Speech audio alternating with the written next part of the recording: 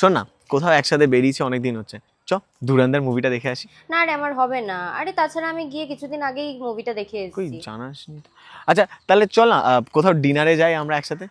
না রে হবে না, আমার আমার বাড়িতে কাজ আছে, তাড়াতাড়ি ফিরতে হবে বুঝলি। শোন না, তোর জন্য জিনিস এনেছি।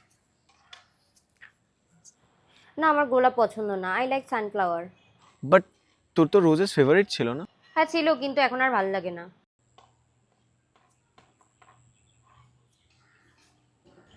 কতদিন পর ঘুরতে বেরোনো। শোন, এখানে হাত ধরিস না, এখানে অনেক চেনা জানা লোক থাকে আমার। এখানে কি চেনা জানা, আমরা এখানে রোজ আসতাম। দেখ তোকে অত জানতে হবে না, আমার ভালো লাগছে না, আমি বাড়ি যাচ্ছি। আরে কি করছিস তুই, এখানে সব করিস না, আমি আমার নিজেরটা খেয়ে নেবো। আরে আমি নর্মালি ঠিক আছে। শোন না, বলছিলাম যে এই রোহিতটা কে রে? ফ্রেন্ড হয় আমার, কেন কিছু প্রবলেম? আরে না মানে নর্মালি জিজ্ঞেস করছিলাম, বেশ কয়েকদিন ধরে দেখছি মানে লাইক তুই কথা বলছিস, মেবি ফোনও আসছিল একটু আগে তো। সিরিয়াসলি তুই আমাকে এবার সন্দেহ করতে শুরু আরে আমি করেছিস? তো সন্দেহ করছি, নর্মালি জিজ্ঞেস করলাম। দেখ এত সন্দেহ করলে কোনো সম্পর্কই কোনোদিন টিকবে না।